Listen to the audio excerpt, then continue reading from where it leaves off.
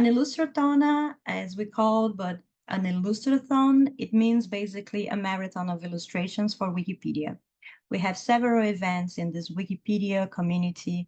When we are editing articles, we used to call it an editathon. And now, because we are illustrating these articles, we are calling it an Illustrathon. So this event, it's an annual event organized by a group of editors, Wikieditoras WELx, us, as part of a global campaign called Visible Wiki Women.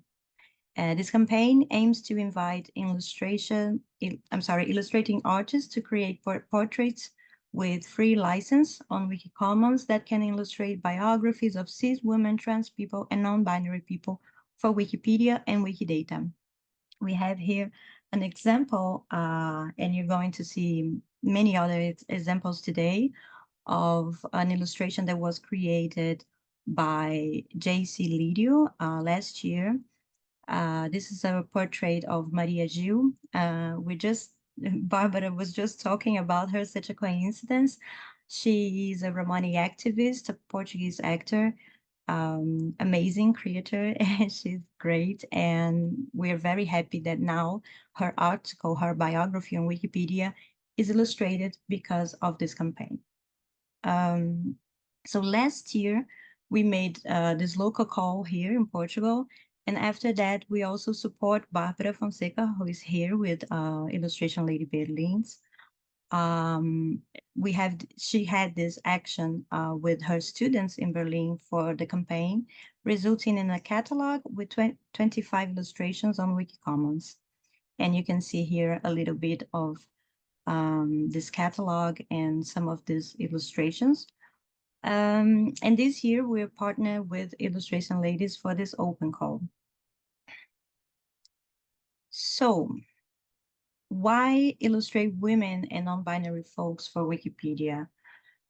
And I feel this is important because I know that not everyone here today is familiar to the Wikipedia universe. So I just want to give you all a brief context that on Wikipedia, anyone with an account can edit Wikipedia's pages. However, not everyone does. The data that we have estimate that we have around 80% of the people who write Wikipedia today are straight, white, cis men from the global north. And this has happened due to a number of factors such as access and digital literacy, free time, among others. Because of that, cis women, trans, and non-binary people are a minority in editors' community, which is reflected in the content of this digital encyclopedia. So we also have image gaps. All this context of who edits or who doesn't edit Wikipedia is reflected in the way these articles are also illustrated. And also, illustrated articles are more visualized than those who aren't, making these women and non-binary people less visible. We have this graphic, and the idea is that for this 20% of biographies on Wikipedia that are about women and trans men and non-binary people, only 25% of them are illustrated. Why we should care? I can imagine that if you're here, it's because you care about that. But also, whoops, I like to remember us that Wikipedia's content today feeds AI such as Siri, Alexa, GPT chat, and much more. So the way these women and non-binary people are being represented or not in Wikipedia reflects everywhere. And again, I put it here just to remember us that Wikipedia is an online encyclopedia that it's free of charge and with free license, created by this network of volunteers. Because of that, it's a very powerful tool for knowledge and education. This is the basic ideas that we need to understand why we're doing this campaign, why this is important. but I don't want to take too long, and I want you all to meet our organizers. So I'm going to ask Anna to present our group because I already talked too much. So Anna, if you could do that. Of course, thank you. So Wikimedia WELx is a feminist group of editors, of Wikipedia editors, or Wikimedians, as we say in the slang, and other Wikimedia projects. And we are dedicated to fighting disparities in visibility and representation on this, the world's largest digital encyclopedia, as we just talked, Flavia just said. We are committed to action based on anti-colonial, decolonial, anti-racist, and capacity and LGBTQIAP+ anti-discrimination values and principles. And we do that by creating and improving pages, inserting images and data to promote knowledge equity. At the same time, we also contribute so that more people that are underrepresented on the Wikimedia movement can edit and increase their representation on this digital platform, and thus reducing biases and promoting a more plural community. So this is us. And then this is a picture of one editathon that we did on Wikipedia a few years ago, in person, not online like this one. And here we are, some of the group participants. Thank you. Thanks, Anna. And now I'm gonna ask Illustration ladies to do your presentation. So first of all, thank you all for coming. We are really happy that a lot of people are interested in this project and that we can actually collaborate with like other people like Flavia and Anna and Ruth to do this thing. I think it's a very important thing to kind of like broaden this representation. Like we shouldn't broaden the gap, we should tighten the gap, right? So exactly. So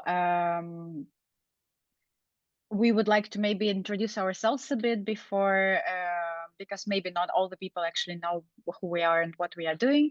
So we are Illustration Ladies Berlin, a community and a network for Flinter people who are practicing illustration as a profession. Oh my God, I kind of did it like professional illustrators. And we are currently 3. It's me, Barbara, my co-host from the very beginning, and Maggie, who is currently interning for us. And we are really happy about this because she's taking a lot of tasks from our hands, and we couldn't possibly do this like in such a volume, let's say. I am a commercial illustrator doing a variety of different projects. I work with the editorial and product and games sometimes, and do all types of work. I like to focus on food if the work allows, but well. And yeah, so maybe Barbara can introduce yourself as well. Yes. So I'm Barbara. I'm an illustrator and designer. I'm also a teacher at the SRH Berlin School of Communication. Yes, and I'll just give the floor to Maggie. And I want to say that Maggie was responsible for organizing the list of names that you guys could see on our Instagram, and we are very grateful. Thank you. Yeah. Thank you so much for the kind words. Yeah, hello everybody. My name is Maggie. I am an artist and illustrator and a student, and I will be Illustration Ladies Berlin's intern for the next 3 to 4 months. And welcome to our workshop. Awesome. I'm going to start the slides, Elena. Yes. So this information was already given to you by Flavia, and I think we all understand why it is important to do what we are doing, even though I need to say maybe sometimes like the contributions like this might seem insignificant, but I think the more we can do, the better, because other people can also see that it's a topic that needs to be talked about and needs to be the situation needs to change. So whatever we can do, whatever small bits are possible to be done, we should do this. So I think like the historical disparities in like female or Flinter representation is really clear to everybody. Like for people who are not from the German speaking, let's say communities, Flinter is a umbrella term for all the people who are not cis men, basically. So all the people who are generally very much screwed up by patriarchy. So, well, it's true.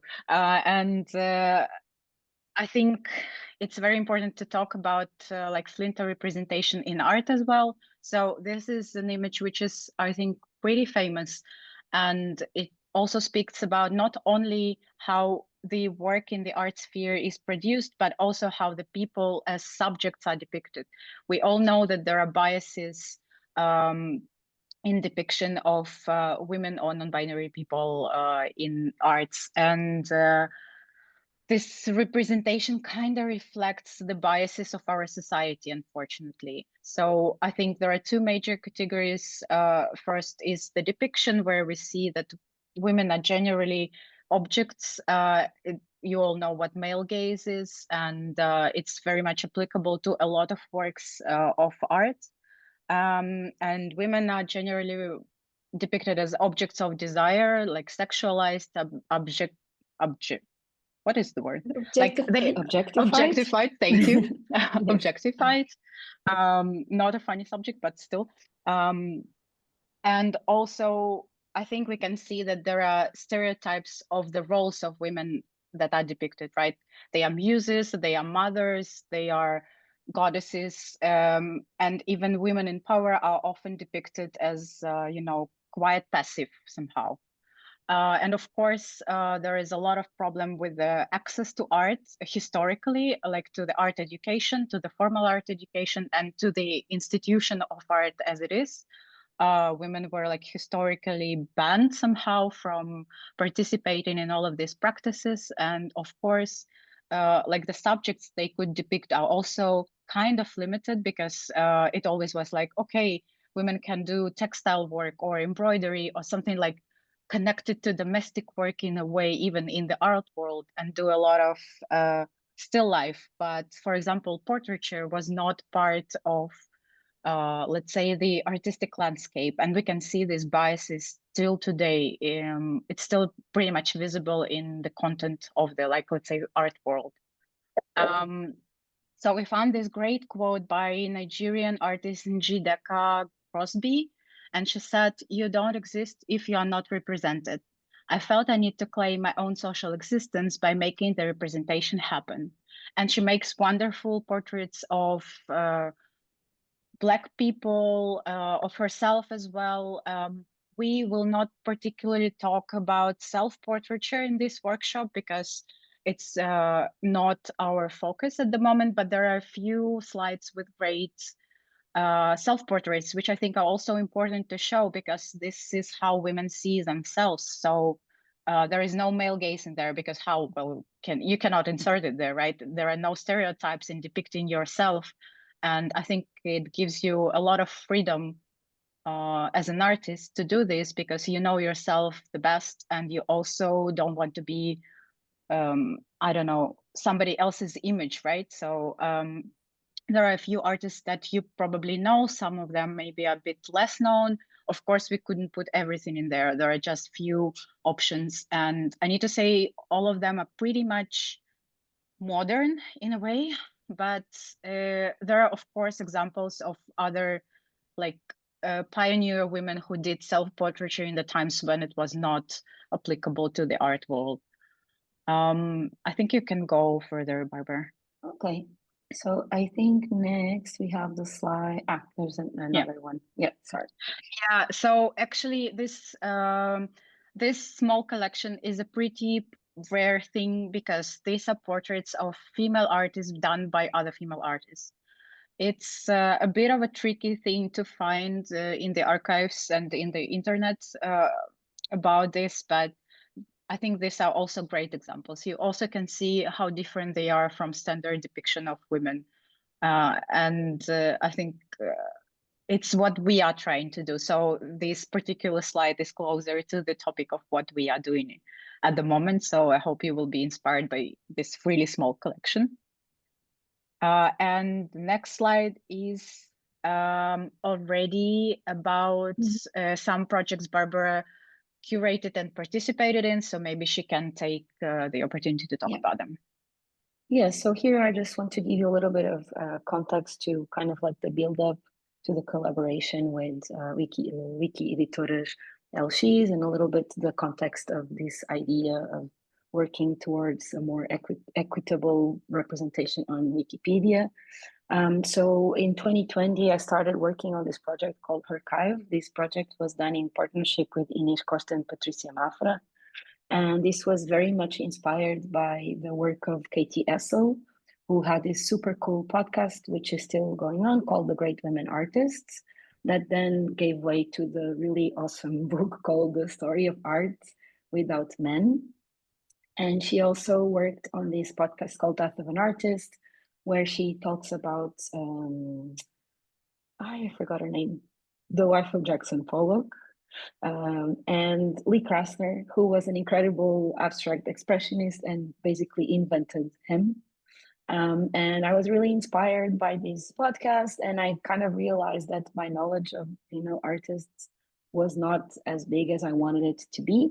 So I started this project called Archive with friends, and basically first we worked on portraits of artists ourselves. We researched the artists, we posted on Instagram, we posted their biographies, their stories, and we posted an illustration. And these kind of gave way to the construction of an illustrated archive of female artists that were illustrated by other artists.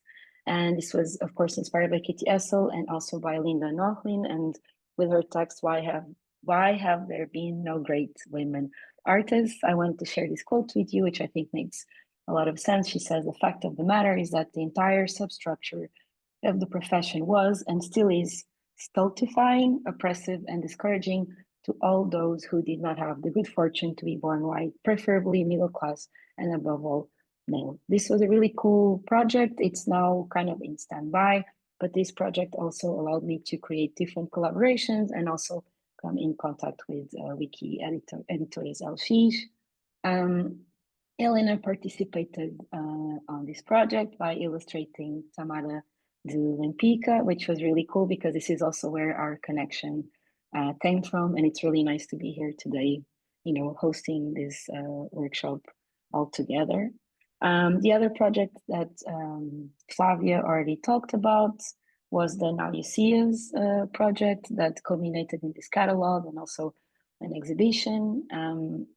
And here I think I would also like to ask Maggie if she wants to say something, because as you can see, she also participated in this project. And this was kind of like the first time we did something in this scale. So yeah, Maggie, if you want to say something about this.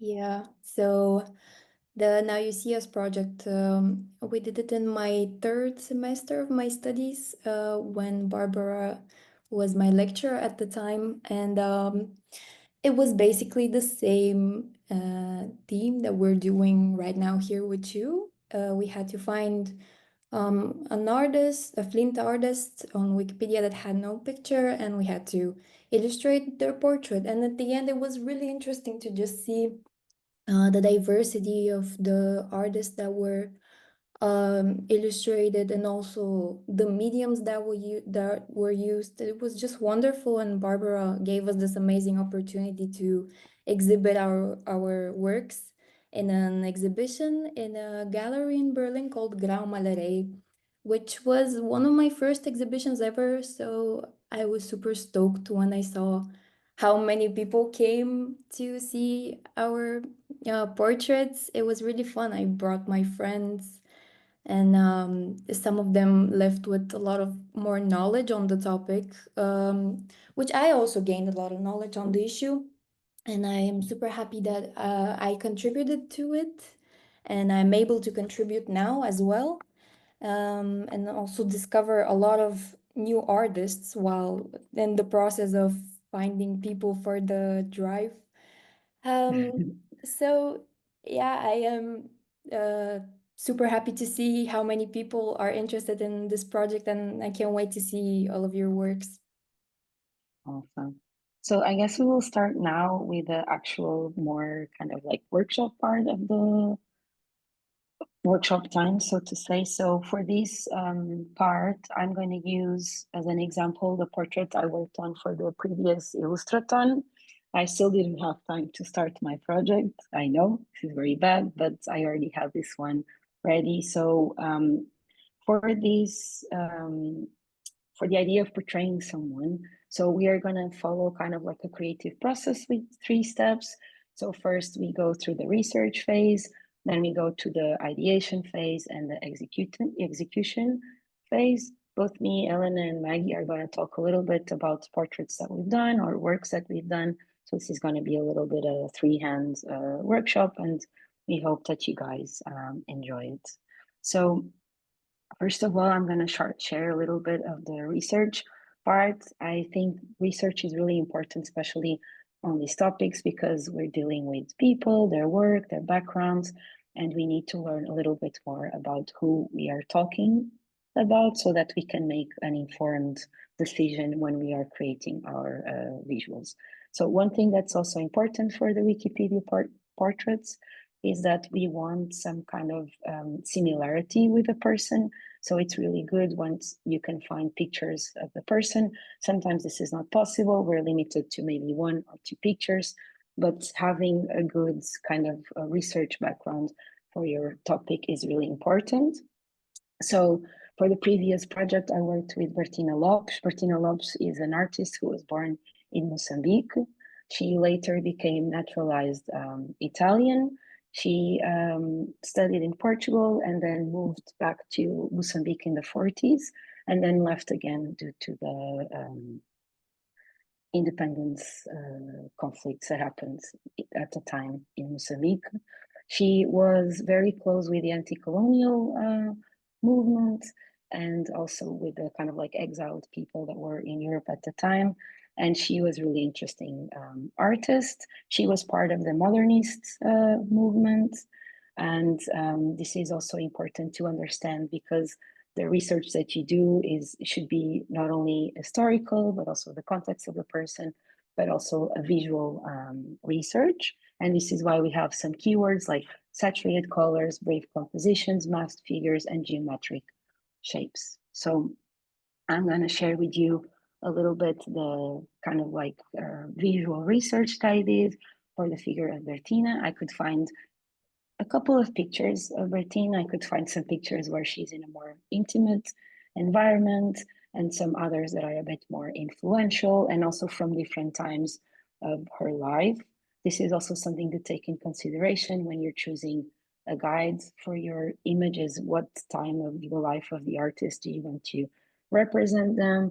If they're alive, maybe we'd say that you represent them as they are at the moment. If they're not with us anymore, you can also choose a more like iconic imagery because you are going to be using images as references. Here we need to be a little bit careful as to due to copyright. We don't want to copy the picture, but we want to use the image as reference so we understand the physiognomy of the person. So again, these are just some keywords that I also had for the portrait, the saturated colors. I wanted to have like an interesting composition.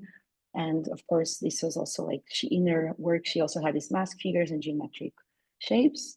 Of course, there was also more like visual research of the work of Bertina. Here I tried to use kind of like a big kind of like spectrum of her visual expression.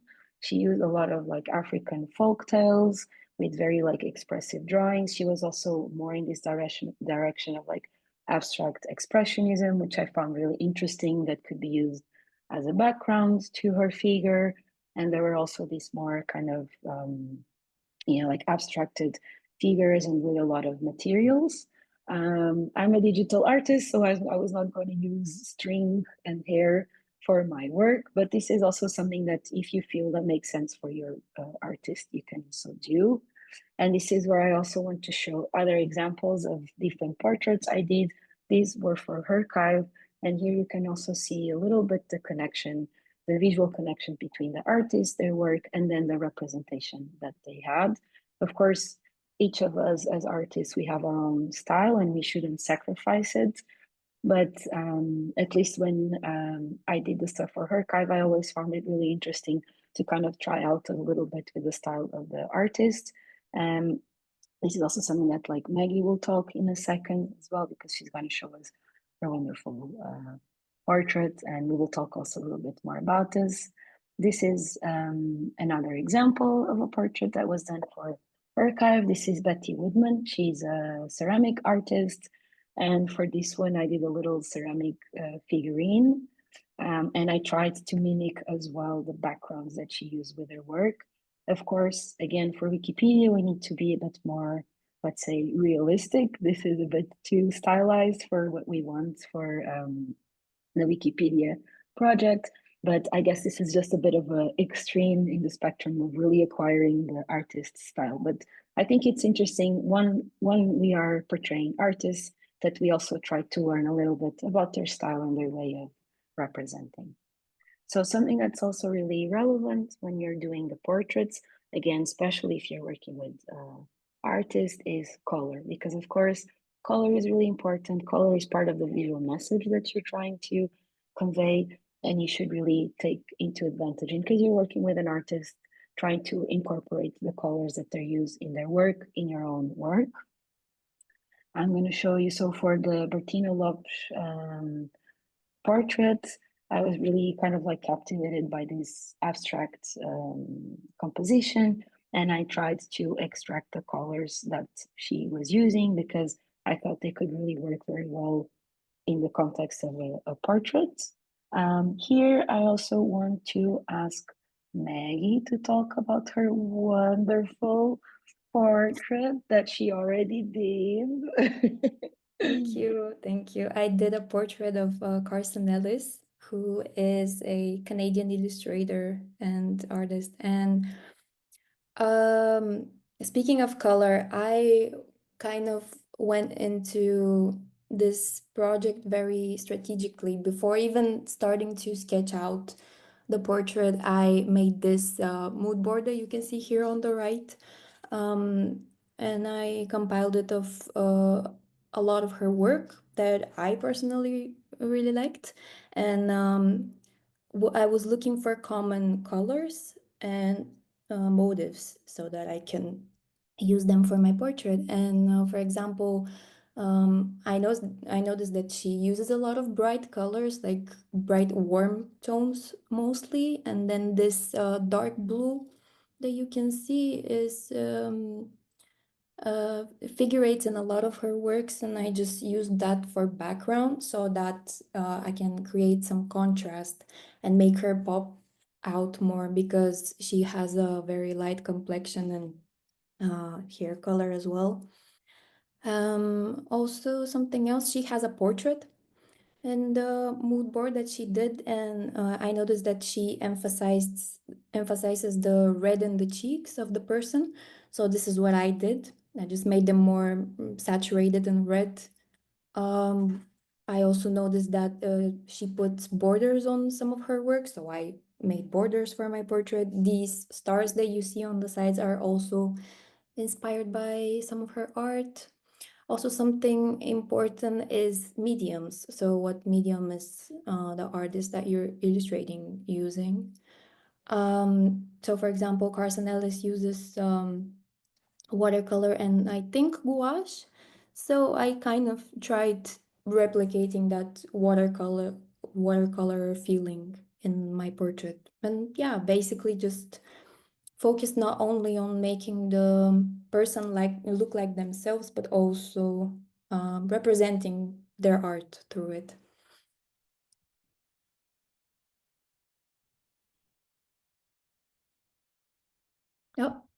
Oh, Barbara is muted.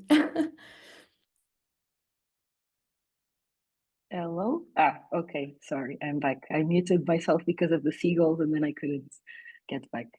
So thank you, Maggie, so much for explaining a little bit of the process behind your portrait. And now we're going to talk a little bit about composition. And we have, so these are kind of like basic framing and compositions. Elena will be talking a little bit more about this topic, but these are kind of like the three more classic ways of framing and composing a portrait. As you saw with Maggie's using this medium close-up. This kind of allows for a more like intimate perspective on the subject that we are portraying, and it's quite ideal for portraits. Then we have what is usually called in cinema the cowboy shot. This is also very interesting because you can maybe portray a little bit of the background and maybe add some more information about the context of the person if you want. If, for example, you want to draw the artist in their studio or, you know, in the place that they're from, this is really a really good one. And then there's also the full shot where you are able to create a bigger, wider composition with a more present background. As I said, like they all work for portraits, but we are usually going for this one because it just allows a little bit more connection with the topic. We will share some of Elena's work, who will be talking to us about composition and framing of people. Oh, I think Elena is also muted. Maybe Anna, you could unmute Elena. Yes. Awesome. Thank you. Yeah, so we need like a special dance for muted people. These are some of like, let's say, non-classical but portraiture examples. Actually, only one person on this like array of images is fictional in the middle, the girl with the fries. All the rest are kind of done from real people, although with different purposes. For example, on the left, I have an image. I unfortunately cannot remember the name, but she is a D&D podcaster. So a D&D is Dungeons and Dragons, a role-playing game. Some people probably know, some don't, but you can Google it. It's a lot of fun. Like I think like we're now embracing this like I don't know, nerdy universe. All the people are very much into this. It's not embarrassing anymore, so it's very nice. And this was done from a real photo, and it was made for a series of books, Rebel Girl stories. If you know, it's also very much is focusing on female figures in different spheres. And this is like a tighter crop, which we can see as an example, but we also use props in here. Basically, all the images actually do use props for different purposes. Like on the left, we kind of do a bit of a background story about the person. In the middle, it's actually random. Like, I mean, it's just a compositional element. And the images on the right, they are also actually done from real people. So I had photos of the models for this, but it doesn't have to be a likeness. So we are not, in this project, we were not illustrating something for Wikipedia where we need to recognize the person. It was just the model needs to look a bit like herself in real life. And we can actually move to this one. So I was talking a bit about how we frame the composition, like how much context we can give. And here we can actually see like the same person with all the different crops you can imagine. So it's actually a project about Lisa Meitner. She's a real figure and nuclear scientist who is responsible for the nuclear fission. What is the word? Discovery. Yes, and she's quite popular, I hope, as a female scientist. And I did this project for a research institution in Spain, and it's basically her life story. And here, maybe there are like good examples of depicting a person in different life stages. So we see her like youngish when she is doing the actual discovery. Then we see her in her lab, and we see her fleeing Germany actually when the war started. So different picture gives us different context. I've seen on the chat the question about what to do whether you are not depicting an artist, and I've only shown you the examples of not actually depicting an artist, but rather a different person. You can see that, for example, in a more classical portrait on the left, like I mean classical in terms of the composition, you can just use a bit of like leading elements, right? So of course it doesn't have like since we are attaching a portrait to an article, already have the context. So we don't have to, let's say, try too much in order for a person to understand what is this persona doing in their life, right? But it would be good to have some clues. So here, for example, I just included very abstract depictions of, I'm really bad at science. It's like something. The processes, yeah. Like, yeah, exactly. I wouldn't, like, you would torture me, but I could not explain what it is, but I understand what it is. So like very abstract things that are related to her research. And of course, if we have like a broader picture, we can show what a person is doing, like in the lab, or like actually we can have a storytelling moment, but this is probably not we actually need for this particular workshop. So we would rather focus on something a bit more classic, but we just wanted to show you some examples of how the framing can work and how much of a story it can tell, showing a person. And you can also see like different ages as well, right? So what Barbara talked about. Yes. I think we can move to the next one, Flavia. So this one is a little bit of a tip for being able to draw resemblance, because I know this is a bit hard and it's a bit technical sometimes. So a big tip is that what makes the person look like themselves is a lot of the proportions of the face. So like the distance between the eyes, the shape of the nose, the distance of the mouth to the nose. But sometimes for us to understand this, of course, like drawing is a way to understand, but sometimes it's not enough just to look and reproduce. We also have to maybe try and trace the image so we get used to the proportions. And from the tracing, we can then establish something that's a bit more comfortable, and then we can start to stylize. And this is also what I did with Bertina, because she was not a person that I was so familiar with. And I had to kind of get familiar with the shape of her face, the proportions, and so on. And I did this first by trying to just draw her from the pictures, but then also using these tracing methods. Again, as I said before, we need to be a little bit careful with the tracing technique, because we don't want to use to kind of like violate the rights of the image, but we can kind of adapt it a little bit for our own image as well. And I think this is a very good tip to kind of learn how to draw people. This is also something I suggest the students to do whenever someone comes to me and asks like, hey, I'm struggling a little bit with a human figure. What can I do? I always say, draw from observation, trace in the beginning, so you can get familiar with the shapes and the forms of the people. Of course, this is a bit of a challenge, but this always comes with practice. This is something I always say also about drawing, is just about practice. So if the first time it doesn't work so well, try again, try different ways, trace the drawing, maybe trace another drawing. So you also get used to the different positions of the person and how their face kind of works in different contexts. I think we can move to the next one, Flavia. This is just a little bit of a tip as well if you're using Procreate. I'm using Procreate. I think Maggie, you also used Procreate. I think Elena uses Photoshop. Of course, the medium is open for all. I like Procreate because it's quite like forgiving in terms of technique, and you can have a lot of different brushes and so on. And also it has this really practical tool, which is the reference. And this was always something that I was using while I was drawing, just to make sure that my image was still resembling the person that I was trying to portray. Also, something that is very practical with Procreate is that you can create color palettes, and then you can have them by hand on your side. And then I would just take and kind of play around with the different compositions and colors. I think we can now reveal the final results. If you want to go to the next slide.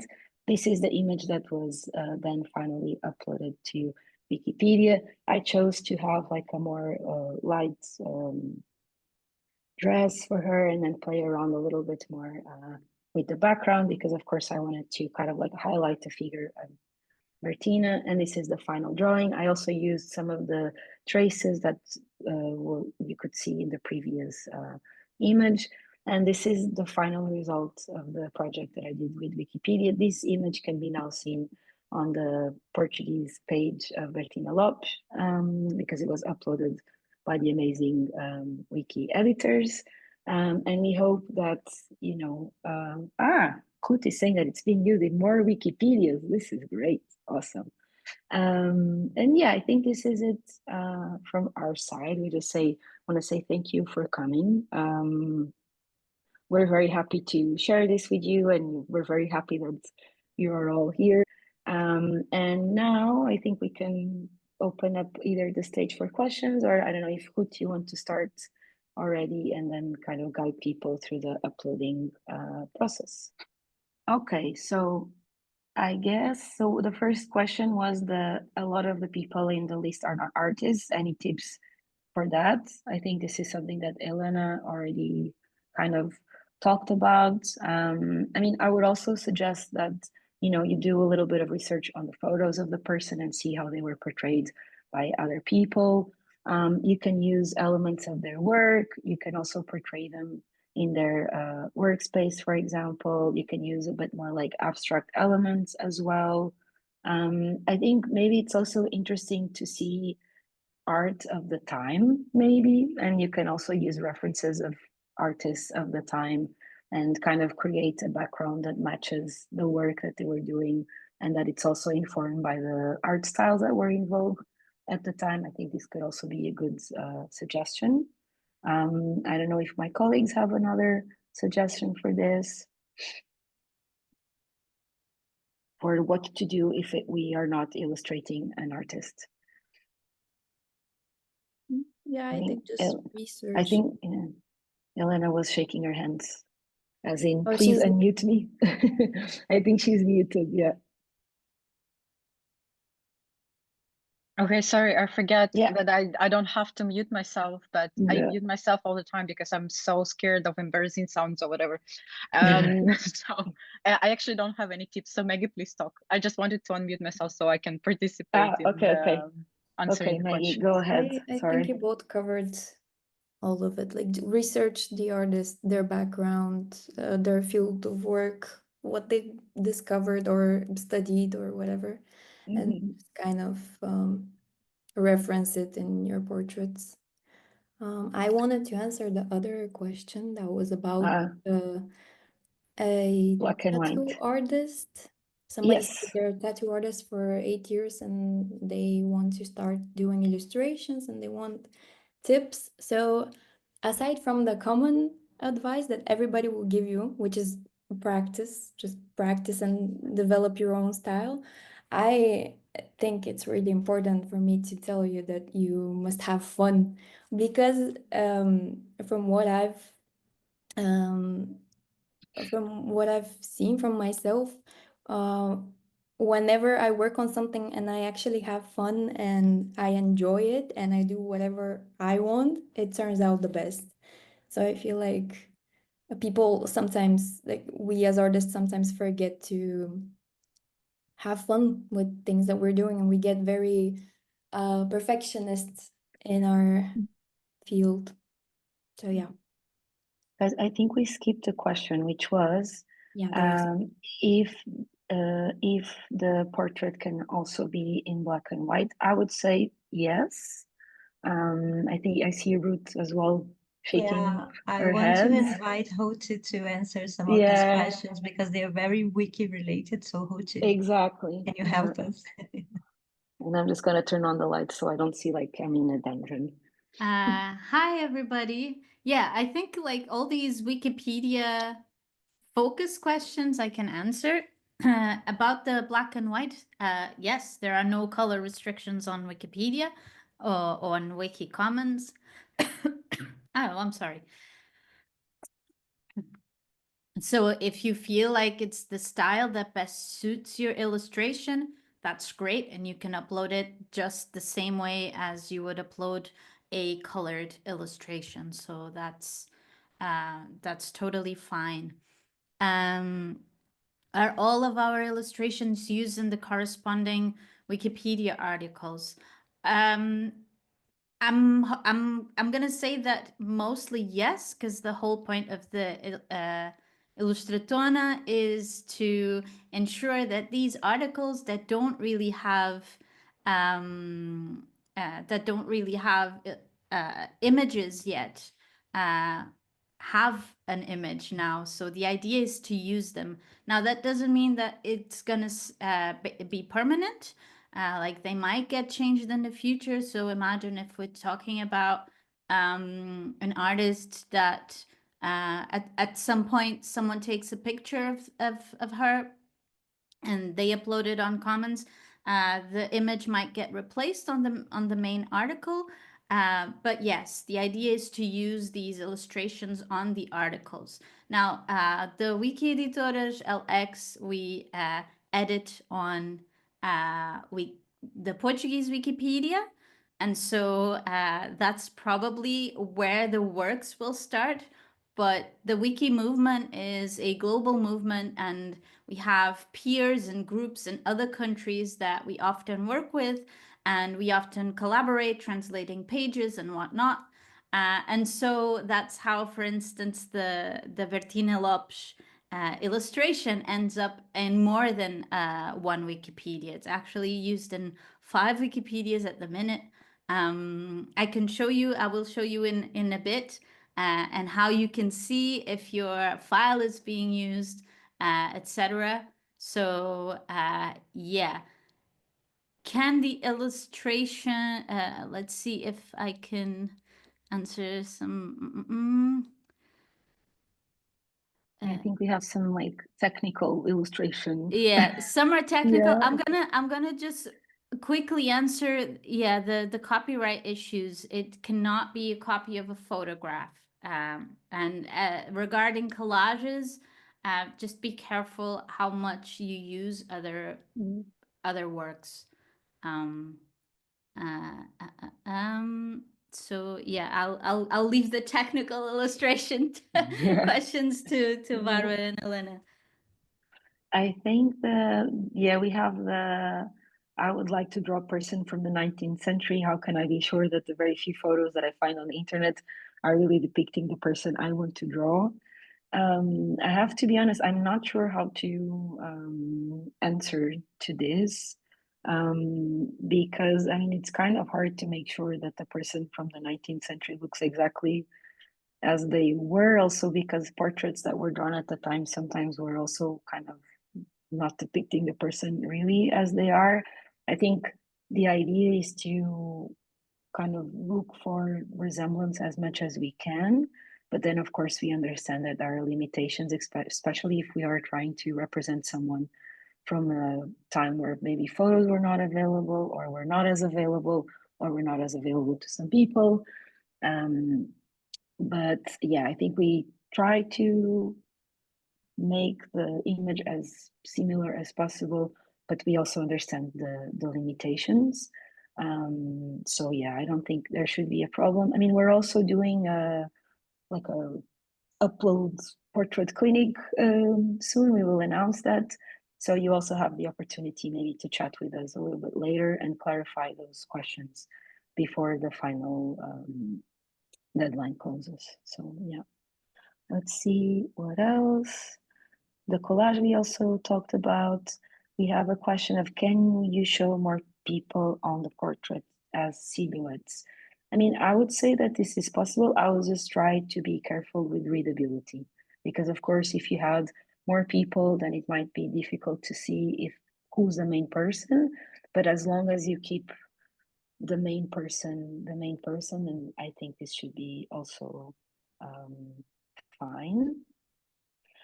And there is a question about 2 lists of women to be illustrated, and then that Paula also has a different list. I guess maybe Flavia, do you want to answer this one regarding the 2 lists and the workshop from Paula?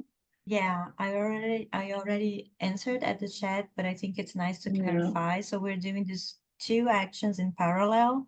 This one is an open call with this beautiful, very large list that the illustration ladies put up together. And Paula Cruz, a Brazilian designer, she's also holding a workshop, but her workshop is closed and it's already full. And she have her own list, mainly Brazilian names. But at this open call, we're going to work with this list, and I share at the chat the list that we are And using. also regarding the list, so we started the list with 30 names, and when we talked to Flavia, we were like, oh, this should be enough. And now I think the list has like 70 names. And this is really awesome. So like, as I told you guys, Maggie worked on adding more and more names to the list. At the moment, I don't think we will add more names, but this doesn't mean that you cannot participate. This just means that we have done as much work as we could in terms of this research, but you can also do your own research and add an article. The list is open. We hope it doesn't get hacked as well, but the list is open and you can add your own names. Just keep in mind that it should be an article that is not illustrated. And it should be about Flinta person. We have, of course, a demographic that we are focusing on. We are focusing more on artists, but it can also be activists. I think there were also some scientists and things like this. So you can still add to the list. It's just that we were not really expecting so much participation. We're super grateful. But at the moment, we need to start working on the next step of the project. So if you still want to participate, you can still participate and upload your work until the 15th of November, but you will have to find your own article. And you can always get in touch with us on like Instagram. We have been like trying to answer all the questions that we get. If you are not sure if the article makes sense, you can always ask us. We are working as hard as we can clarifying all the questions regarding the articles. Yes, and as Barbara mentioned, we would have at some point, I see the question about whom to contact, and we will answer some questions in a special session that would be short, and it will be, we don't know the exact date yet. It's going to be a bit after the open call ends, right? No. I'm not sure. We need to check. I'm not sure. Okay, we would need to check, and it will be announced on whatever social channels we have. And it's like a small info session where you can ask a specific question about your upload, and we will kind of like debug whatever is wrong or whatever you are not sure about. And of course, I think you can also write us on Instagram, for example, and we will try to answer as soon as possible. Maybe not straight away, but we will go through all the questions in there. Yeah, and we also have a Telegram channel that you can also join. Flavia, do you think it's safe to share the link here, or we will be... Now I'm a little bit like, but maybe it's now fine because it seems like we are kind of organized in terms of... So we will also share the link for our Telegram channel, and you can also ask questions about the project there. Exactly. I prefer to share our email due to what happened before. But we are here to any kind of question that you have. Also, if it's a question that we cannot answer, we can send it to Bárbara and Elena or Maggie or Rute. So we are here. And the technical information question, I think, is important.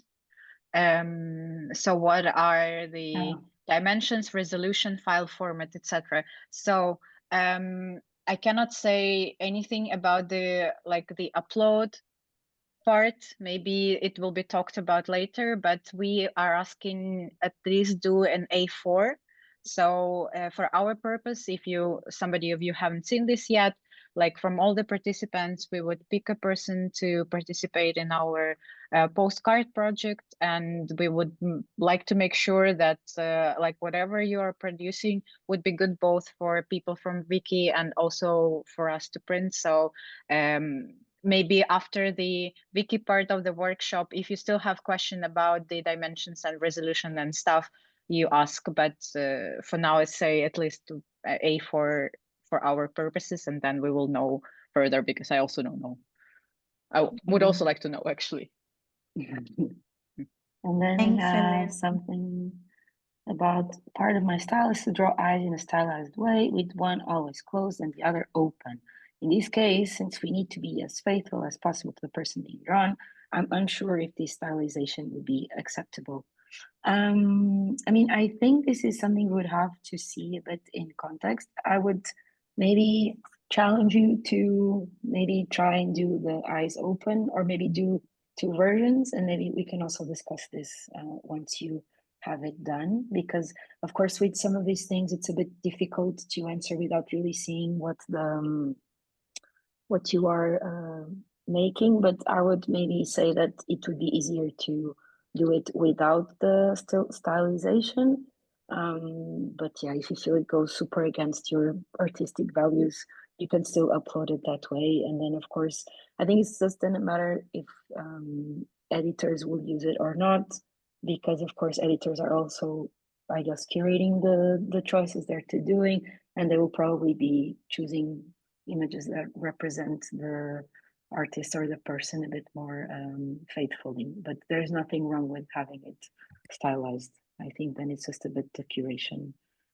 But I also part. think it kind of serves the purpose. So maybe you think a bit more like in, I don't know, this is not connected to commercial illustration at all, but illustration generally like is a server for some information to be delivered, right? So it would be great to also think about a cost. If it's like a sacrifice you are not willing to make by any chance, and I know that sometimes you don't want to do like sacrifices for your style, of course, then do whatever you want, but also maybe think about what is the like end product and why is it there. Exactly.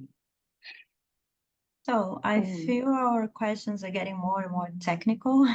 So also to be mindful about everyone's time. I think this is a great time to Rute to step in and do her amazing workshop. I don't think I will be looking at the chat very thoroughly while we speak. But yeah, I'll answer to anything that was not answered throughout the presentation. So it's very hard to talk about Wikimedia Commons and not cover copyright. But talks about copyright get very technical very, very quickly. And so I should start this presentation by telling you that I'm not by any means a lawyer. I do have some training in Creative Commons. I've got a certification in Creative Commons. I've been with Creative Commons for more than 15 years now, from a user and remixer point of view, and also as an author, which is what you are. And I'm also very excited to do this with this lot specifically of people who are artists, because most of the time when I do presentations about Wikimedia Commons, I am working with institutions that are looking to share collections in the public domain, which is not what we're going to do here. We are going to be authors sharing our own work. Well, I'm not sharing my own work because I'm very, very bad at drawing, sadly. But you guys are great. And so this is very, very exciting for me. So I will be jumping in and out of these slides and we'll show you a few things. I'll try not to be too technical about copyright, and I'll try to not be super overwhelming on the amount of information that I give you. So these are like the basics to get you started. And hopefully you will enjoy the process, you will enjoy the outcome, and then you'll start uploading not only your illustrations, but also possibly your pictures, photographs and other works that you might think is useful to share. So without any further ado, let's, okay, so sorry, I'm just want to make sure that I can see this whole window, because at the minute I cannot. So the whole Wikimedia movement comes from this, or is grounded in this idea that culture and knowledge are a common good. So they should be freely accessible.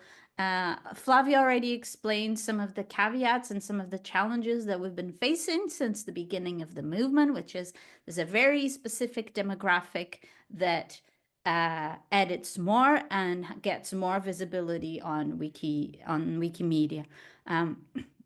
When I talk about Wikimedium, I'm talking about a collection of platforms that encompass this movement. So obviously the most common one, the most famous one, the one that we all know and use is Wikipedia, but there are other platforms. I'm going to show you a few of them, and obviously Wikimedia Commons is one of those platforms. So each one has its own specificity. We're going to be talking about Commons, we're going to be talking about Wikipedia. I'm going to show you a few more, but this is just, you know, it's Wikimedia is just the big umbrella of wiki projects, okay? But we really, really believe that culture and knowledge should be freely accessible. And obviously the Wikipedia started as the project that is the sum of all knowledge. We now know that it's very, I'm going to say optimistic motto, but in fact, it's probably it's the biggest encyclopedia in the world. It's available in more than 300 languages. It's the most democratic one.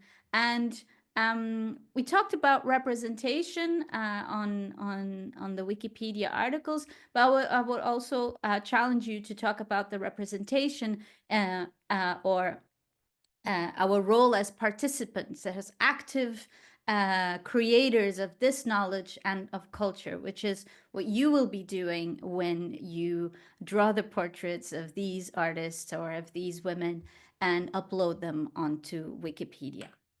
So what is Wikimedia Commons? So Wikimedia Commons, very broadly, is the multimedia archive of all the Wikimedia projects. So I'm going to say that most of the time when you see a portrait on an article on Wikipedia, it comes from Wikimedia Commons. I'm saying most of the time because there are a few exceptions.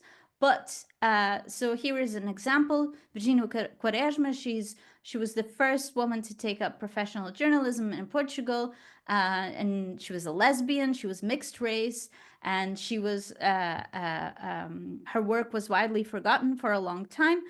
Here we have the article on Wikipedia of her. This is the English version.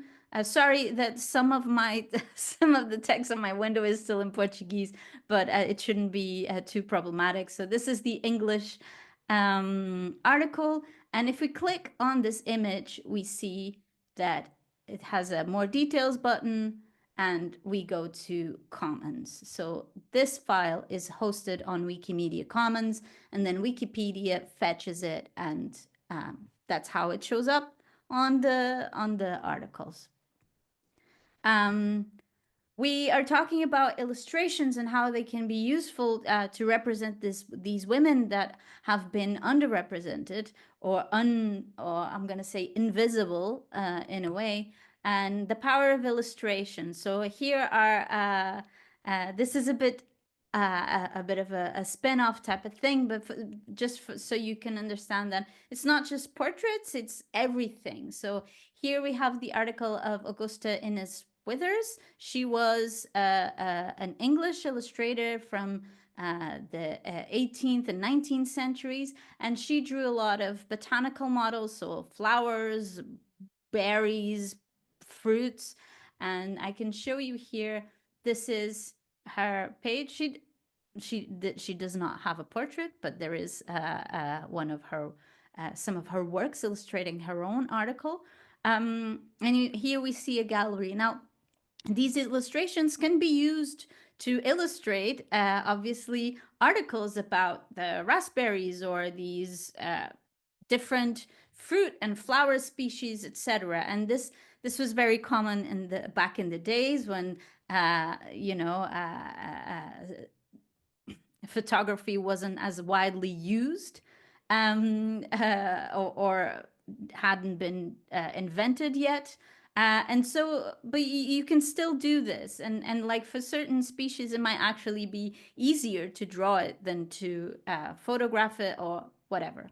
So, but this is for you to have an idea of how things get empowered by Wikipedia.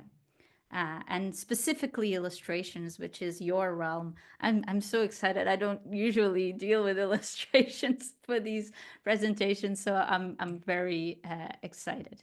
As I said in the beginning, it's not just Wikipedia, so there are other platforms. This is an old children's book, Portuguese one. It's called The História do Polonço Brutamontes. It's just a bedside story from the 40s, written by a Portuguese lady.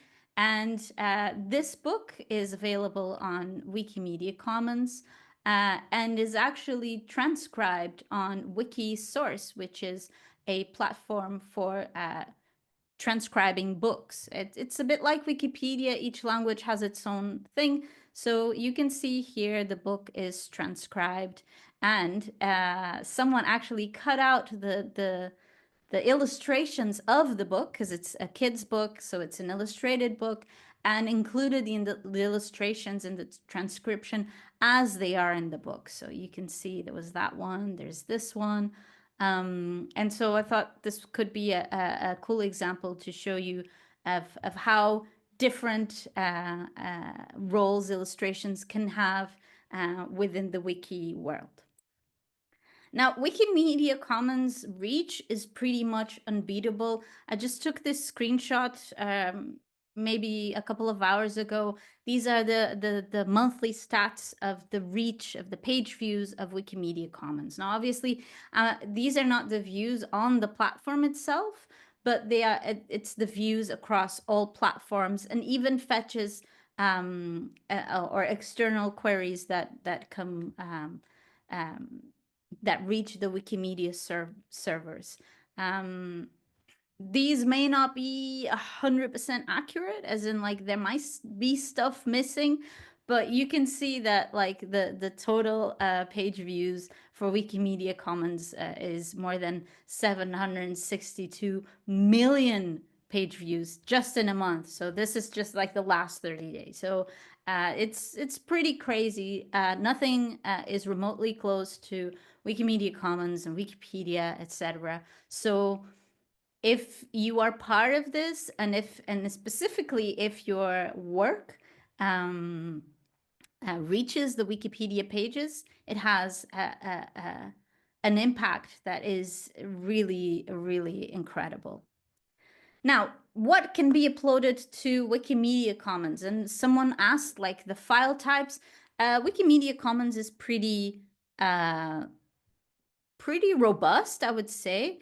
And as far as images goes, most standard file types are allowed. So PNGs, JPEGs, SVGs, GIFs, and TIFFs. So TIFFs are high resolution photographs. So for instance, museums, when they're uploading photographs of sculptures or other pieces that they have in their collections, they often use TIFFs, very heavy files.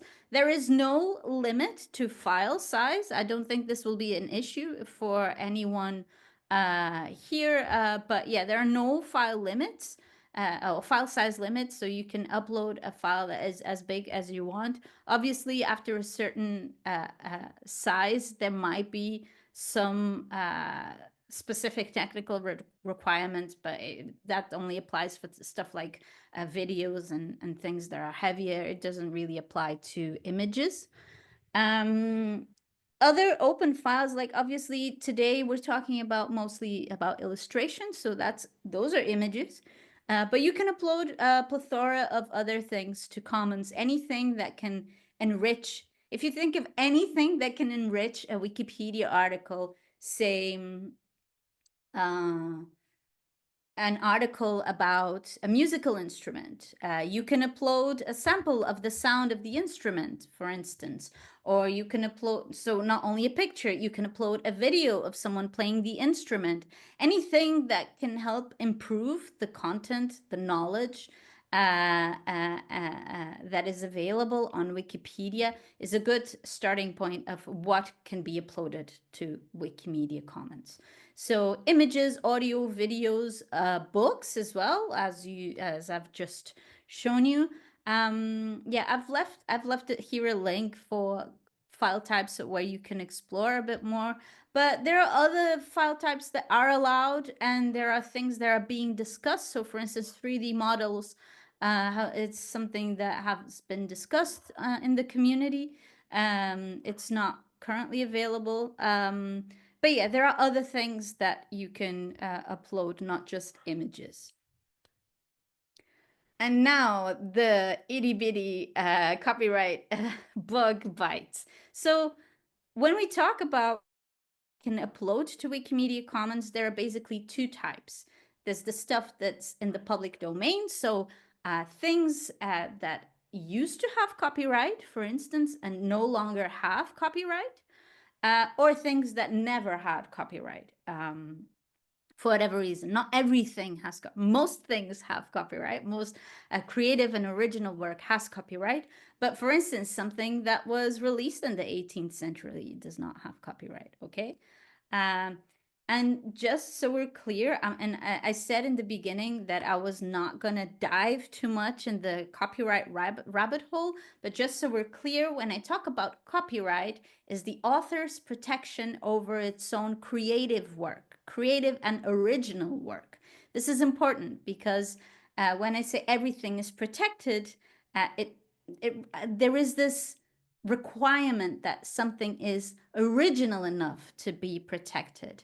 And so when we talk about copying photographs and like outlining and copying a photograph is also a creative work, also has an author, and is also protected by copyright. So we can't really just outlining, and even if I'm recreating it as a drawing, it can be original enough, obviously, but it becomes a derivative work if I'm not really just inspired by and I'm actively incorporating it into my own work. We're going to be talking a bit more about this in a bit, but yeah, copyright is the protection that creative works have, and it's basically an exclusive right that the author has upon the immediate moment where the work is created. This might be slightly different from country to country. So in some countries, for instance, in Portugal, the moment I express my work somehow, so if I describe my work, I haven't even painted it yet, but as I describe it, it can be protected. Our law says that the work can be expressed. But I'm gonna say that just to make it simple, as soon as you make a drawing that it's original enough, you have copyright over that drawing. That drawing is yours, and it's yours exclusive right to exploit it as you want as an author. Okay? But obviously the internet changed things a bit, and sometimes I don't really want all rights, okay? So the exclusive rights, it's a lot of rights. It's the right to copy, the right to modify, the right to broadcast, the right to use it in an exhibition, the right to make a poster and like publicly display it. There's a lot of rights here, okay? The right to use it for education purposes. So when you create a work, you have 100% all the rights that you can imagine, they're yours as an author. And obviously this creates problems on the internet because copyright law is also territorial. So Portuguese copyright law is different than the German copyright law, is different than the American copyright law. There are international agreements that kind of set the ground rules and the understanding of what copyright is, means, and should be across the world. But then there are lots of technicalities depending on where you are. And this is very important. The issues of copyright. So for instance, if I upload something to Commons, I'm abiding by the Portuguese law because I am in Portugal. This is very important. If you are in Germany, if you are in Brazil, if you are in, I don't know, in Mozambique, then you will be abiding by the laws of those countries. It's the country where you're making use of a copyrighted work. It's not the country of origin of the work or the country of origin of the author, but the country of usage. Okay, this is very, very important. Now, luckily for us in the EU, we have kind of made things a bit easier, and copyright is not 100% harmonized, but there are some ground rules that are the same for all member states. About public domain is typically a work will enter the public domain 70 years after an author died. This may seem a simple rule, but obviously there are caveats. Collective works like films, who holds the copyright on a collective work? It's the director, it's the photography director, it's the editor. If music was if a music score was composed specifically for that film, they also hold copyright. So for collective works, things are a bit more challenging, but here we're talking, I'm going to assume that we're going to be talking about solo work. So, but luckily for us as well, we are dealing with our own work. So when you upload something to Wikimedia Commons, you will be uploading as the author. And since you have the exclusive rights to upload something, or you have the exclusive rights over your own work, you drew it, so it's yours to decide what to do with it. And you say, you know what? I want to share it. I want to put it on Wikimedia Commons, and I want people to put it on Wikipedia to illustrate these articles about these great women.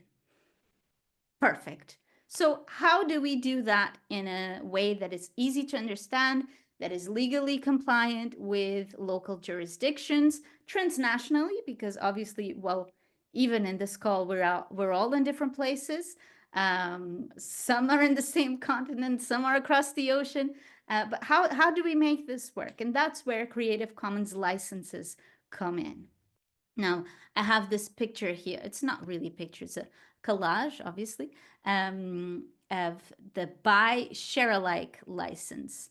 And I'm going to explain a bit more about Creative Commons and how they kind of still protect your work while you release it into the wild of the internet. So Creative Commons are a set of licenses that are free to use. Okay, so you don't need to pay to use them. There's not really a Creative Commons registry of any kind, so you don't really have to register it anyway. But they're really powerful licenses for you as an author and for the internet and for the common good. So each license has these 3 layers of legal code, of human readable text, and machine readable. So what does this mean? It means that it has like code, like a legal text that was written by super knowledgeable lawyers across the world that have transposed the basics into actually legally binding contracts. So I'm going to show you when here in the beginning, I have this CC by SA. I am saying that I let people share my work. And this is basically a binding contract. When people use my work, they have to abide by the rules that I set as the author. Now, yeah. So there is this legal code, heavy text, as I typically call it the legalese part. So lawyers wrote it, lawyers understand it, but most of the humans are not lawyers. And so we need more human readable code. So typically, I'll show you by using this one as an example. So this is Commons. This is the license, okay? So it will have a human text here. You are free to share, to remix under the following conditions, which is attribution. So this is very easy to understand what you can do with this work and what you have to do to comply with the author's terms. So this is easy, okay? And then there's a machine readable text, which is very helpful. For instance, when you Google something and you use the Google Images search, and then you can search for things that can be free, usable in a commercial setting, for instance, or they're free to share, etc. And so basically, Creative Commons allow authors to say, you know what, instead of having all rights reserved on my work, I'm gonna let some go. So instead of being an all rights reserved situation, which is what happens under any work that has copyright, what you're saying is actually, yes, this work has copyright, but I will allow people to do certain things with it. Now, the one thing that is common across all licenses is you are giving anyone the possibility to share your work, okay? So it can be redistributed in any way. But then there are some other things, some other layers that you can, and terms that you can put on the licenses, okay? So very common is the attribution clause, so anyone can share it so long as they say, right, this work was made by me. So this work was made by Rute Correia, and you're free to do what you want with it, so long as you say, I've made it, I'm the author. Then you have a few different clauses. You have the share alike, which is, it means if you build upon this work, so if you remix it, if you make any derivatives work, or if you change it in any way and to create a new original work, you must share your work the same way, okay? So this is important. So if I'm remixing something that has a share alike clause, I should release it under a share alike license as well. Then you have the non-commercial clause. It's very easy to understand. You cannot make money from it. And the non-derivatives clause, which basically says no one can do anything with this other than basically sharing. Okay? Now, this means that there are quite a wide array of licenses. I'm not going to dive into them because they're not all allowed on Commons. So from the less open at the bottom, so the more restrictive is like full copyright, okay? So all your works, you've made your work, it's protected, done. And then it's kind of a ladder of licenses. You become more permissive as you like go up the ladder of Creative Commons. So the most restrictive is obviously the one that doesn't allow for commercial uses and doesn't allow for derivative works. You can allow commercial usages, but not derivative works. It's I think a bit of a rare license to find it, but it's possible. But on Wikimedia Commons, we only care about 3 licenses. So the standard one, the one that you'll probably use, is this one. It's the CC by SA. It means that people will have to attribute the work to you, and that if they do remix it or build upon it in any way, they have to share their work under a Creative Commons license as well, okay? It does allow for commercial usages, and this is important that you're aware. Now, it doesn't mean that as soon as you put something on Wikimedia Commons, there will be people exploiting it and selling your work and whatnot.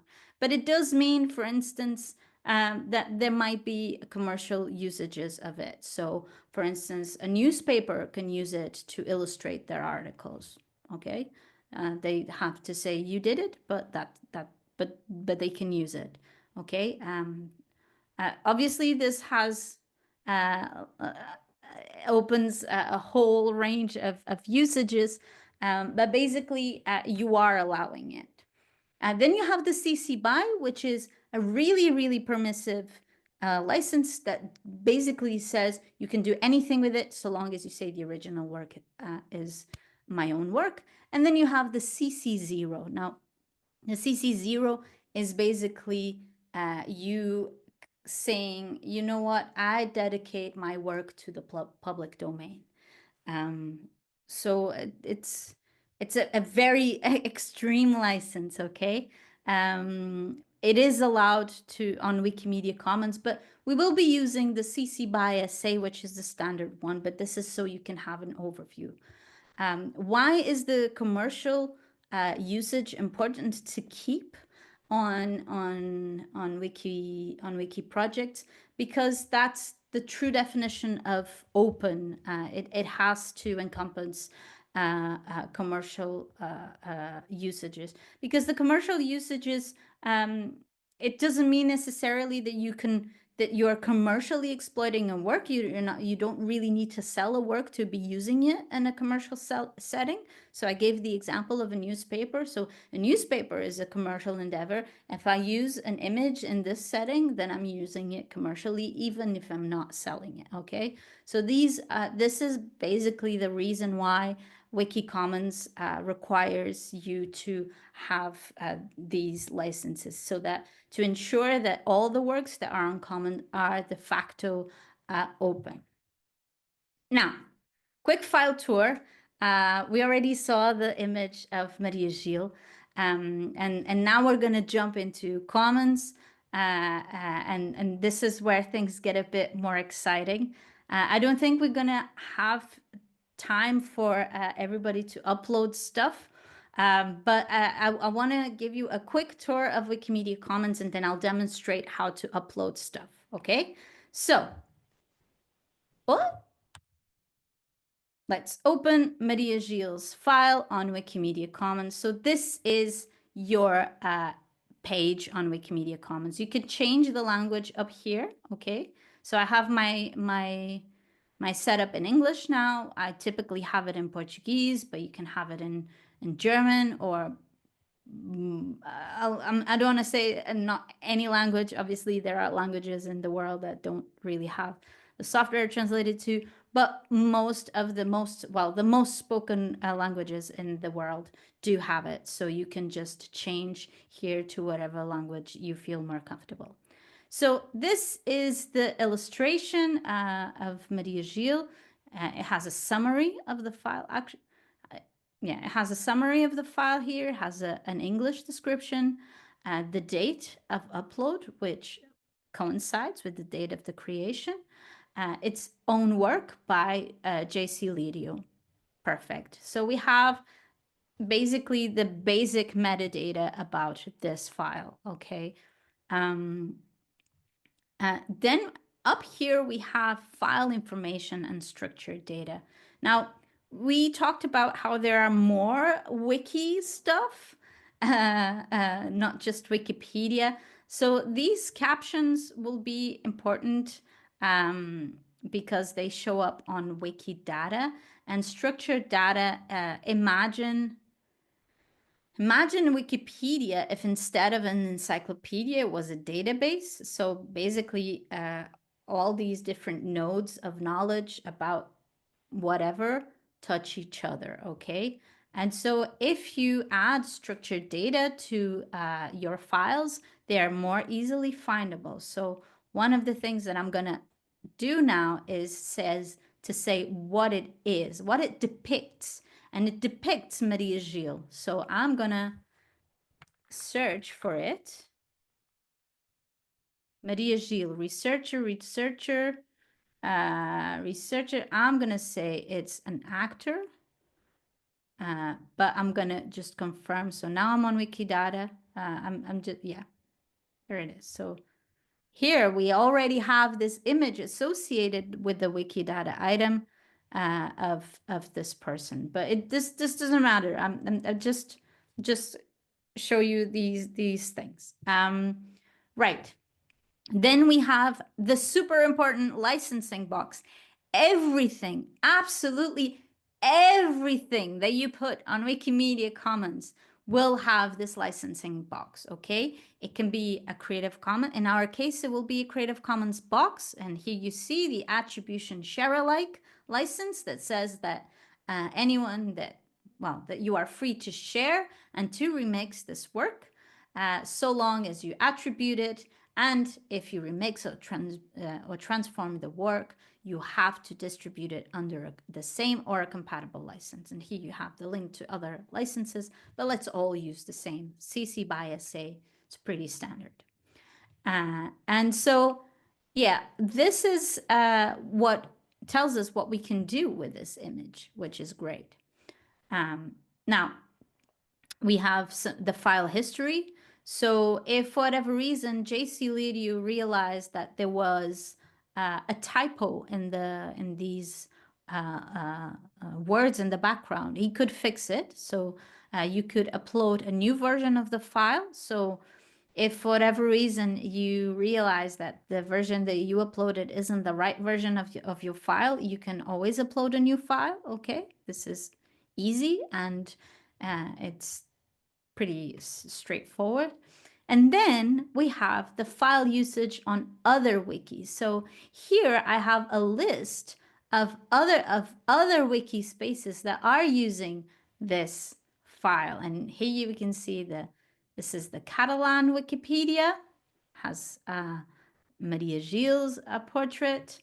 There is the German Wikipedia actually has, for instance, is using this this portrait on a table of Portuguese women that don't have articles on the German Wikipedia. So if I search for Maria Gilles, here she is. So this image here comes from the Wikidata that I showed you. So when we associate these dots, like we're actually making the file available not only on the Portuguese Wikipedia or the English one, but for all Wikipedias, and they're very easily accessible. So now the German editors, whenever they edit the German Wikipedia, they immediately see that there is a file, there is a portrait of Maria Gilles that they can use on their article. So this is really powerful. So yeah, then we have other Women in Red projects on the English one. I guess Maria Gilles doesn't have an article on the English Wikipedia, but it's being used on the Spanish one, on the Basque one, on the pages about the Ilustratona, and obviously on the Portuguese one, which was the first one that had it. Now, just out of curiosity, here are the usages of the Bertina Lopes, and here we can see again like the same structure. All the files on Commons will have the same structure page. I didn't mention it, but it's kind of important. So you have a download button, how to use this file. So you have the URL, the file URL. You can just download, or you can copy this HTML code, and this is like a quick code for attribution. So when we talk about attribution, we should say who made the thing and what's the license. So this is an easy way to do it. You can also email a link, etc. And we have different sizes of previews. So the one that loads is not the real size. And before Elena, I think, was saying that you should aim for at least an A4 size. Now, I'm not a designer or an illustrator. I don't know how many pixels those things are. But here you can see this is a small preview of the original file that is much bigger and in a much increased resolution. And here we see how it's being used in other Wikipedias. So yes, it's being used on the Portuguese one, but it's also being used on the Norwegian one. It's on the on other projects of missing women in other Wikipedias. So in Italian ones, it's being used on the Igbo Wikipedia, which is a language from Nigeria, and French and Spanish, and I guess that is it. But yeah, so you see the impact. So you're not only illustrating for one language, you're illustrating for the whole world. And oh, I closed, sorry. I closed my presentation, which I didn't want to, but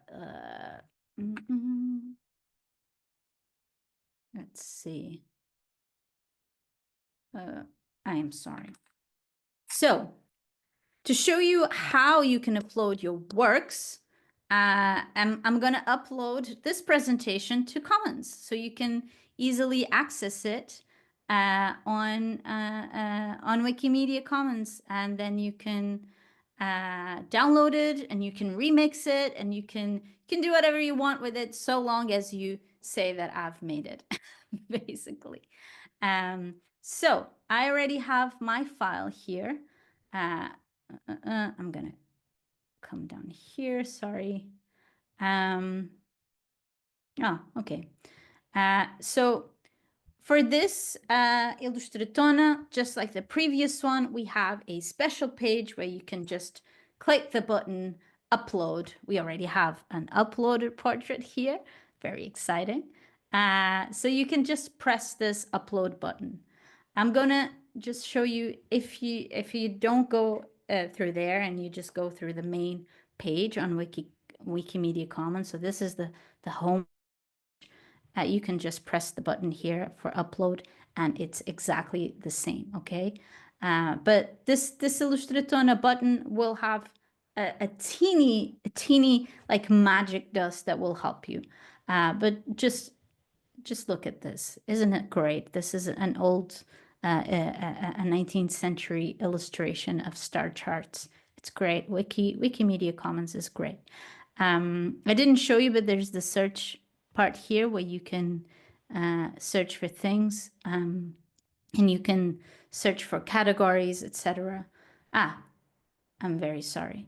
But coming here, on top of these lists of the file usage, you have like some extended metadata. So how the file was created. In this case, it was created on Photoshop. This is like EXIF data or extra technical metadata that your computer will create for you, and that obviously Wikimedia Commons can read. And then down here, you will have categories. It's also very important to put stuff in categories so that they can also be easily found. Anyway, so I am going to upload this this presentation to Wikimedia Commons through the Ilustratona page. Very exciting. So what I do is I have my file ready on my laptop. I'll press upload and I'm gonna be greeted with this upload wizard, okay? The upload wizard is an easy way for you to upload your files. There are alternative update methods, mostly if you wanna, that can be particularly useful if you're uploading a lot of stuff at once. But for most usages of like, you know, domestic usages of Wikimedia, this one works just fine. You can upload up to 50 files at once using the upload wizard. So I'm gonna select my media. Let me see. Sorry. Where is my presentation? That's a great question. Where did I put my presentation? I'm so sorry. There it is. No? Oh, I don't know. Sorry. I'm sorry. I know that you cannot see my file, my file explorer. But yeah, I'm uploading my PDF, and all uploads were successful. My see, I can see a miniature here or a thumbnail, and I'm gonna say continue. Yes, it is this file. This is something that you'll be prompted throughout. It's quite a staged process. So this is my own work, and anyone is free to use it. So this is what you will pick when you upload your drawing. So this is my own work. Yes, this is entirely my own work, okay? You have other stuff here. So for instance, if you're doing collages, if it's very noticeable, like collages are always more challenging, and I don't want to like go into the pit hole of copyright, but yeah, like if you really want to use collage, you can, but I think it could be more challenging copyright wise. Okay, so this is entirely my own work. And what license do you want to publish this work under? All media on Commons should be published under a free license, and I'm using the standard license that they suggest. Great. Next. So obviously, this title is not great because it's just the file title that I had on my laptop. So I'm gonna make it a bit better. So I'm gonna make it a bit better by writing the title of a title that is descriptive enough. Now, in your case, it will probably be the name of the person you're portraying, and then you can add like portrait or illustration or whatever. So yeah, you just give it a title that is not like file 123 or like I had on Rute Commons thing. So this is uploading images to Wikimedia Commons. I'm going to add Ilustratona. Actually, no. See, so it doesn't like the square brackets. I'm gonna add here presentation. Although it's not really necessary, but I'm gonna add it. So this was a presentation on uploading images to Commons. I have a typo. I'm writing it in English. I can add a caption in another language. I would really, really recommend, like, if you know more than one language, please add as many captions as you'd like. The caption should be like really a one-liner, as succinct as possible. So, apresentação, in my case, I'm going to add in Portuguese, sobre como carregar imagens para o Wikimedia Commons. You can add, like in this case, I can, I'm just gonna, sorry, the caption and the description, a lot of the times, like you want to have something that is a bit more descriptive. So for those cases, you use the description. Now I'm gonna add the description in Portuguese. I guess I should do it in English just because. So I can add this, so presentation, and I can add information. So in this case, I can say presentation uploading to Commons, presentation done for the Wiki Editores WELx Ilustratona 2004. Okay, so this work was created today. So if you want, you can predate your work. If you already have some illustrations lying around that were made, I don't know, last month or last year or whatever, you can predate your work. In this case, I finished my presentation now, and I can add additional information. So in this case, you would add the person that you're portraying. I'm not gonna do that now, and I will publish the files, and voila, they are there. So there it is. This is the presentation. It has the summary with the information that I added, has the caption, it has the license that I picked, and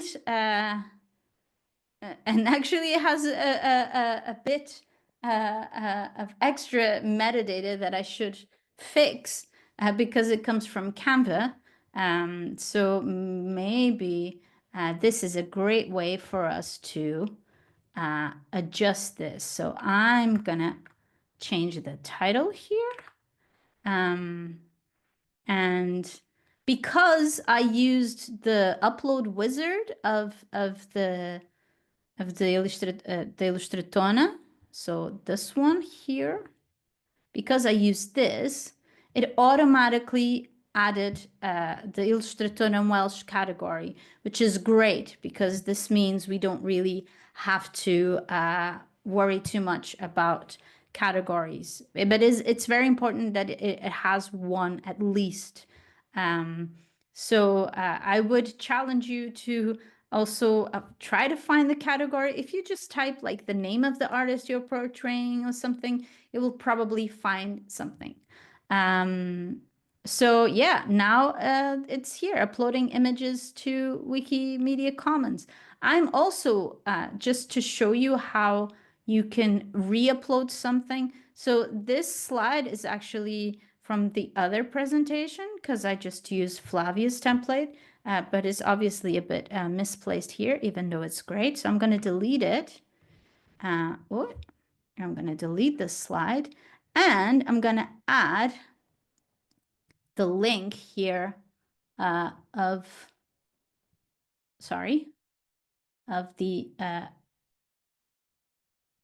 the file on Commons. So if you download this presentation, that you can share it and people have it have the link.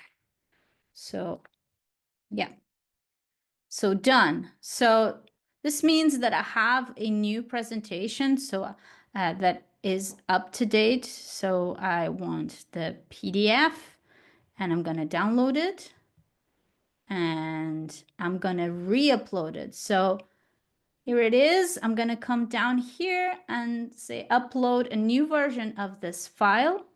Oh, sorry. It's downloading. Oh, it's taking a long time. Yeah, I'm going to upload a new version of this file. I just press this.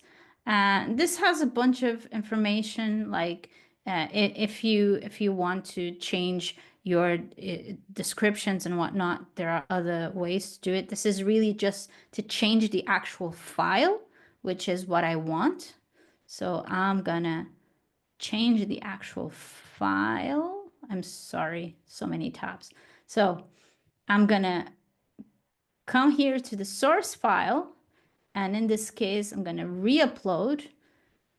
You can also re-upload if you're using URL hosting somewhere else, but the destination file is the same. What I need to say is what are the file changes, and the file changes, I removed a slide and added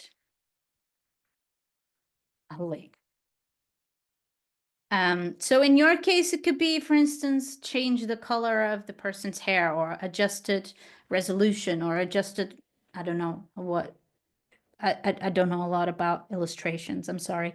But yeah, you can just say what you should just write what you changed in a file and then re-upload. So just press upload file and then it's done. So it takes a teeny bit. And voila, if we come here, actually, yeah, let's see, if I come here, you'll see that I don't have that slide anymore, the pink one. So you are free to use this presentation as a reference. I'll put the link on the chat. Let me see. Can I? Sorry. Chat. Where are you? Chat. Okay, so here is I'm going to put in the chat. And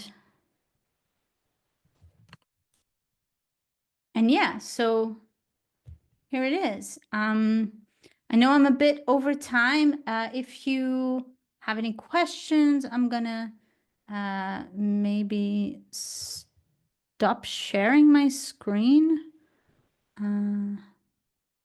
Thanks, Ho-Chim. We have some questions from the chat. Okay, let's try to answer them. Mm-hmm.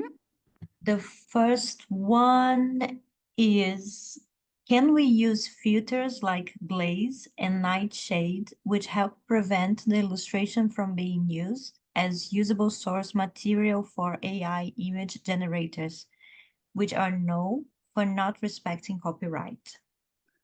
That is a great question that I'm not sure how to answer.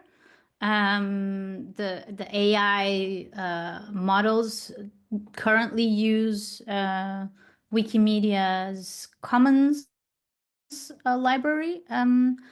There have been some discussions, not only at a community level, but also at a foundation level. And what I can say is that maybe if you give Flavia or Anna your email, I look into it and give you a better reply, because right now I would just be speculating and I don't want to give any wrong answers about those technical means. So if you could send Flavia or Ana Bragança your email, I'll reply by the end of this week. Yeah, you can send an email to us, and this is also for anyone here. You can check anything you want to know by email with us. Yeah. Yes, Anna just share our email in the chat. Another question is just to check if I got it right. It's not possible then to not allow for remixing within what Wikimedia works with. Correct. In Wikimedia world, you always allow for remixing. You always allow for commercial use, so long as the work is correctly attributed to you. And yeah, so within the Wikimedia world, those are the rules. Obviously, there are other platforms that have that incorporate less permissive licenses, or I'm going to say more restrictive licenses, like the no remix or the no commercial use. But for the Wikimedia world, these are the rules, and you have to allow for all those things. The next question, Hoche, I will also ask you not to just answer, but maybe to address a little bit more, maybe share your screen, because they're asking, do we need to have an account for Wikimedia for the upload? I answered before at the chat, but I think it's important to explain a little bit better. Yes, thank you. That is very important, and I didn't talk about it. I'm very sorry, but yes, I'll share it with you. And I'll share my screen again. Let's yeah. So yeah. So as you can, let me take this bar away from here. As you can see here, I have like in this top bar, I'm signed in. So I'm gonna log out. So on Wikimedia Commons, well, I'm very sorry. So if I just came in, like you are forced to create an account. You know, and this is my login. You can the Wikimedia accounts are very, very basic. All you need is a username and a password. I would encourage you to add your email, which is only used for those cases where you forget your password and you know you need to find it again. So nothing else is collected. So in this case, I'm gonna add my password here.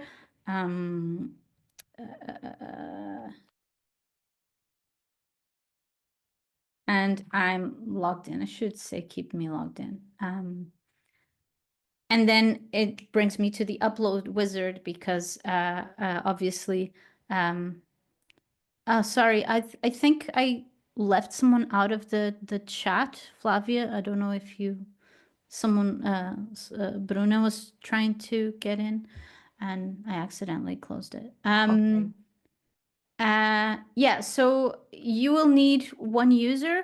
The user is the same for all wiki platforms. So in this case, this is my username and this is my user for, you know, the Portuguese Wikipedia, Wikidata, Commons, Wikisource, anything that is wiki related. I'm using the same user all the time. So yes, on Commons, you do need a user.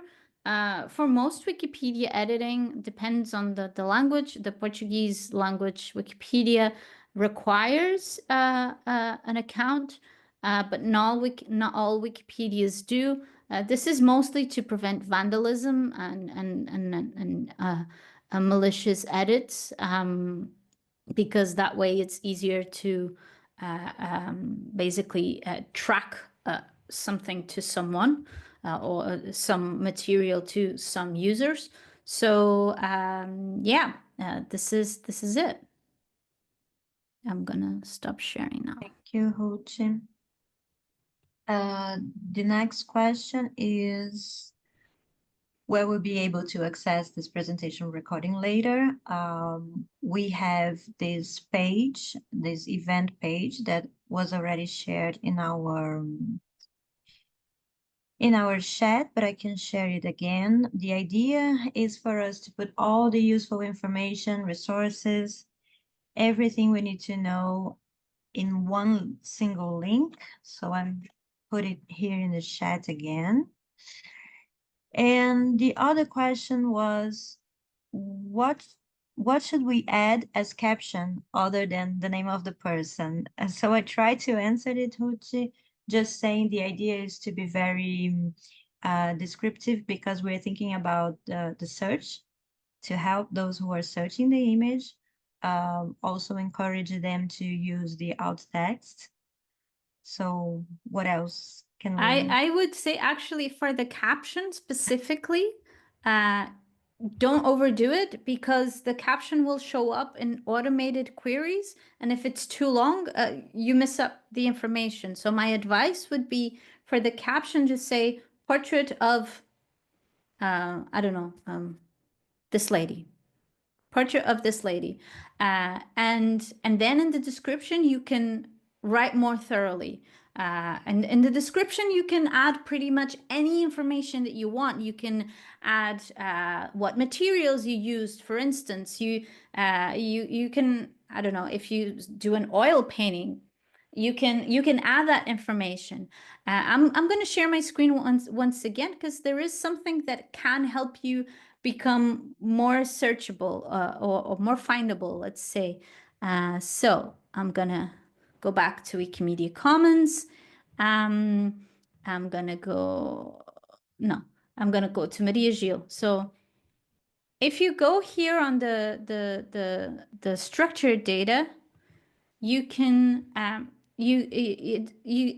you'll see that whenever you upload stuff, there will be stuff that is already filled out for you. So like the copyright license, so things that the system already knows because you already fill that information in the upload wizard. So during the upload process, but here you can really like the most important thing, and I think this is what makes things like the files more findable, is the depicts. So you come here and search for the name of the author that you're using or that you're portraying. So I'm gonna see, for instance, this Agnes Dennis. So this is a portrait of Agnes Dennis, and I'm gonna come here, see on the structured data.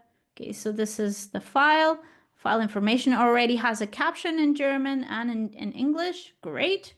And I'm going to come here and I'm going to search for Agnes Dennis, American artist. And I just done published changes. So you press here the published changes. And now it is connected to this. Well, this is going to be a bit technical, but it's connected to the Wikidata item. And the Wikidata item of anything, it's what aggregates all the information. So here on the Wikidata item of Agnes Dennis, we have a list of the Wikipedia articles that exist of Agnes Dennis. In this case, doesn't have a Portuguese one, but has an English one, has a German one. So this is the article of Agnes Dennis in English. So now the Wikimedia or the Wikipedia, the English Wikipedia editors can easily see that there is a portrait.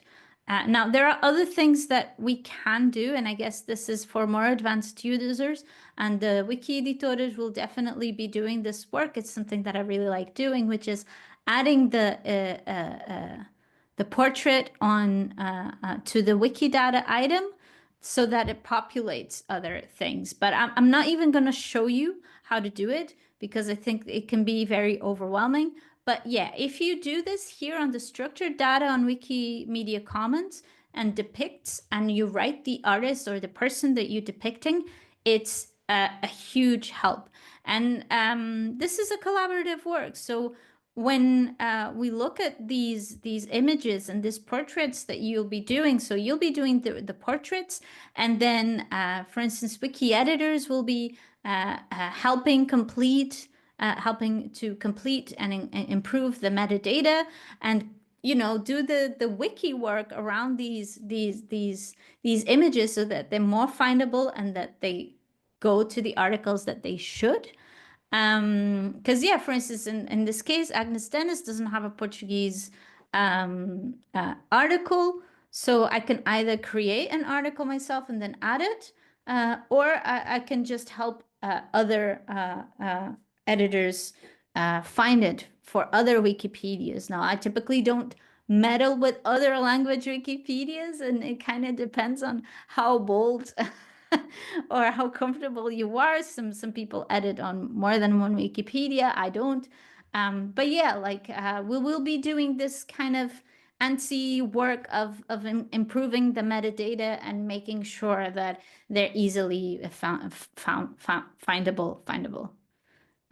So I hope this helps.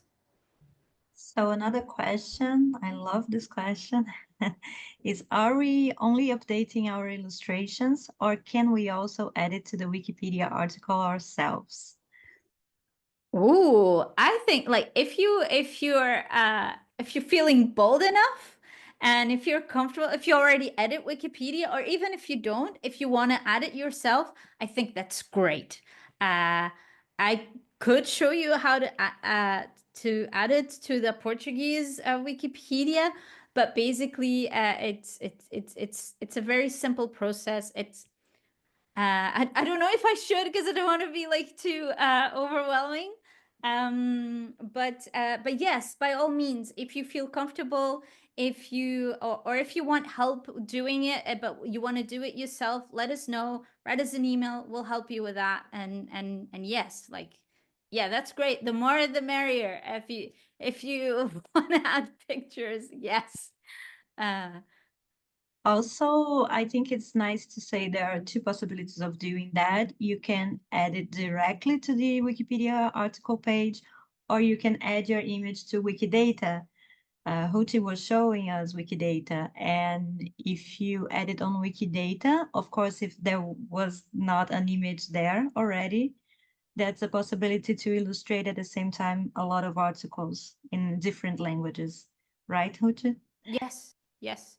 I would even add, for instance, just so I'm not always sharing the screen, but for instance, the case of Bertina Lopes in the Portuguese Wikipedia, that box that you see that has her portrait, it comes, all the information that's in that box, it comes from the Wikidata item. So it's not a manual box, it's an automatic box.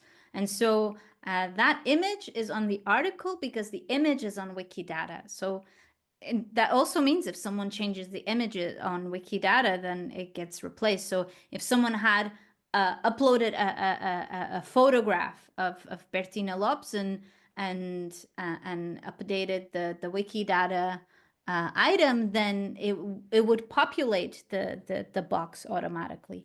A lot of Wikipedias are using these automated boxes because, as you imagine, like filling up these details by hand can be very tedious, especially if you're doing a lot of articles and then you're just copy and pasting what you already wrote on the text. So for these boxes specifically, the information and the images come from Wikidata.